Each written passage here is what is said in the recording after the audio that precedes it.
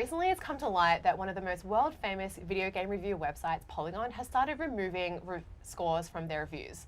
It's a bit controversial and I'm really interested to talk about this. So next to me I've got Jack and Jason to discuss what is a video game review and how do you get a good one without scores? Look, okay, so the hardest part, of course, is that there's a little thing that happened a few years ago. Don't know if you've heard of it, right? It was about gates, it was about gamers, and it was about ethics in video games journalism, right? So well, that therein lies the rub. Sure. But the question became, what does constitute a thing? And a lot of people kept braying that they would like, oh, we want more objectivity in our reviews. I'm like, well, then read the blurb on the back of the box. It's going to tell you how many players you've got, what resolution is. That is an objective review. The game exists in this capacity. That is the extent of an objective review.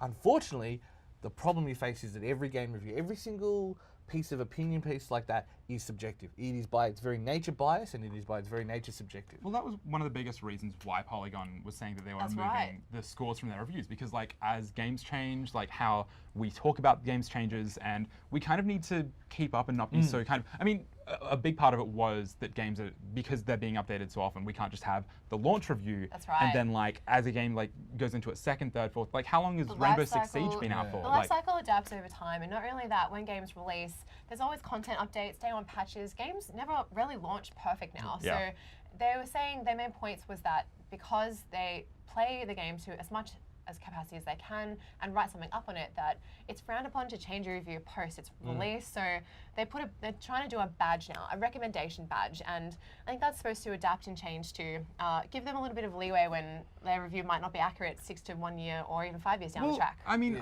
for them, I think it's more of like we need to have some sort of quantitative measure of this is a good game. Like, I love that. I'm all about a score.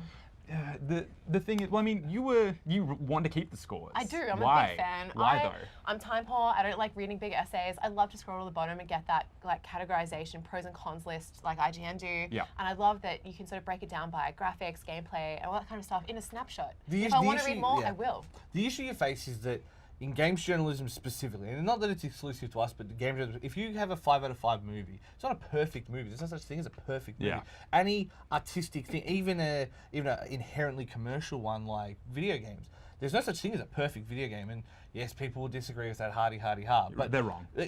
Basically, the idea is a 5 out of 5 is an important piece of cultural work, and you should watch it on the basis that it is important, and so you can not like it. Yeah. But I still think you've got to recognize, and that's what a 5 out of 5 is like. And I mean, I've given Game of the Years to games that got like 6s and 7s when we used to score. That's exactly right. Yeah. I'm so passionate about that point because honestly, it's rare for me to read a review that I truly agree with from the core. And half the time when a review is kind of average, I'll enjoy the game to its fullest extent more than the reviewer did. And so, same with movies. You have to sort of play it and give it a crack and see what you think. I think the other one is you need to trust your reviewers. That's the other thing as well. And that again, that goes back to the gates and the gamers and all that kind of stuff.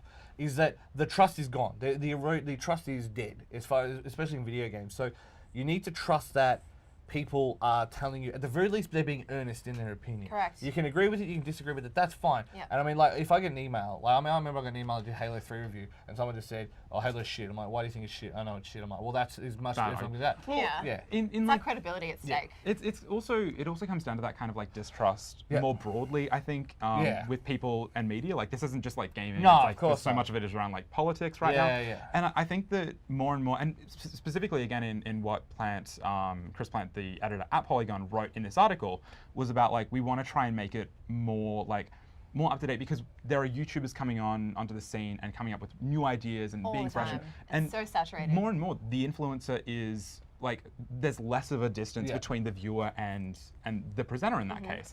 And I think that to be able to be a little bit more creative and a little bit more open-ended in how those writers put that content out there, it's going to mean that people can kind of associate and like learn how they talk and how they appreciate games a bit more. Like this announcement has caught a lot of attention, and all for great reasons for themselves. To put them back on the map if they weren't already. And I think my thing is that if you drop a score from your game review, it affects your Google SEO. Yeah. So how is this going to have a ripple effect on their website? I mean, they're pretty famous, but And they are. pretty Look, crazy. they're one of those that, I mean, it's like the Kotakus and those kind of people where, Yeah. like, they can kind of wear the hit a little bit. I mean, Gawker played the algorithm for years. Like, they played the Google algorithm like a fiddle. But it does affect Metacritic. And Metacritic, and this goes back to that original issue, is in the gaming world, the scale is 9.5 to 6. Yeah, if it's a 6, it's a bad game. It's the worst game you've ever played. And if it's a 9.5, it's good. Yeah. And Exceeds expectations. Yeah, and that is the problem. Is like if we're just going to do that, then what? Maybe a 5-star system thing. But then you need to trust that the audience is going to interpret it that way, and they won't. Okay. They'll pick the minutia, they'll pick the stitches, and there won't be that thing. And I mean, like to be perfectly frank, that's why when New Game Plus started, I said we're not scoring reviews, and we got asked by Metacritic to join Metacritic. I thought we did when we started.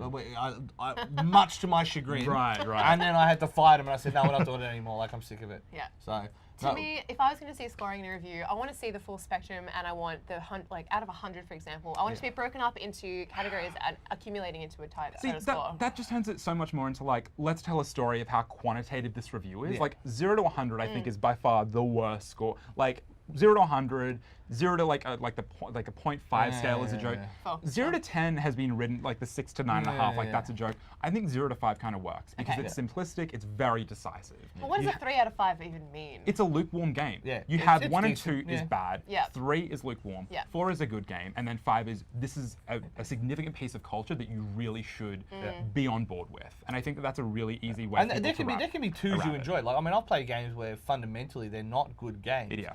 But Can be messy, Whoa. but no. But I'm just saying the review scores are not feel great. I'm personally just saying the review attacked. scores. fine. But no, and it is exactly that. Whereas if you look at it Metacritic and like people go, oh, it's glitchy and it's buggy, and it's like, yeah, it's literally buggy because there's bugs in it. You should Yeah. Sharp, Jack. Got 'em. But it is one of those things where, like on a subjective level, I can really appreciate that as a game. Yeah. And there are better games in nearly every year that I play an EDF game, but I'll still put Of two, course. 300 hours into an EDF game Yeah. every goddamn time. People buy Skyrim every single time it comes out. Like the 30th time. Yeah. I'm with Dami. I'm waiting for the 3DS release. Yeah. Right. When you guys review video games, how hard is it for you to be objective versus subjective? I don't think that it's something that I really think about, to be honest. Like Sure. it's just like this was my experience playing the game. Yeah. These were some of the things that I think worked really well. Yeah. This is what kind of fell flat, and it's always within the context of what other games that I've played. And so using the language of like, oh, this is kind of like this other game. Yeah. Being able to compare it to other stuff is a really easy way for me and for other people to like, oh, okay, I get kind of what you're talking about, particularly on radio as well. And it's been going back. It goes back to that trust thing. I mean, I've been doing this 11 years. You know, what I mean, at this point, even if you think I'm a fucking Gronk, you know that I'm being honest. You know what I mean? Like I'm telling you exactly what I think. Like Blizzard suck, BioWare sucks. So don't give me any of their games because I'm not even going to pretend I can be objective enough to play them. Right? They're awful developers and I hate them. So I'm not going to pretend that I can play the game thing. But I can go, all right, I can see where, even if I did have to, like, let's, okay, I can see how this is what they were trying to do and whether they succeeded or not. For me, I will take a flawed gem over a polished by committee, perfect game every single day of the week. Yeah. I can't remember a year where I gave a 9 out of 10. No, I did. One I would consider a 9 out of 10 was Wolfenstein.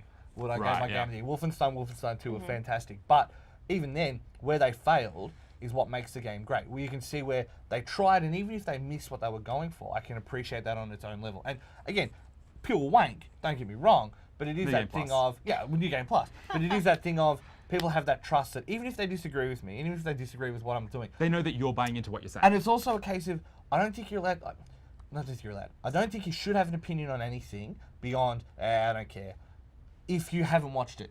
If you haven't watched it or played it or done anything, firsthand. yeah, you can't say, I think it's shit. No, you don't get to say that. Did you play? I have sat through series and read manga and played games that I fucking hated because I wanted to be able to say, here's where you're wrong. Yeah, You that's right. specifically, this is where you're wrong. Yeah. And that makes me something of a pedant and I mean, that's fine. living out of spite. Oh, 100%. Well, I think you could say that's very, very true, and you can tell when a journalist hasn't really played a game to its fullest fruition because the quality of the review doesn't stand up to the test of time of a game's It's a life PR cycle. release, yeah. That's Yeah. correct. And to be honest, I'm really looking forward to how this all unfolds and if it's successful for Polygon. But at the end of the day, to me personally, I think scores have a place, ratings have a place, and I'm looking forward to the way we continue to review our games here at New Game Plus.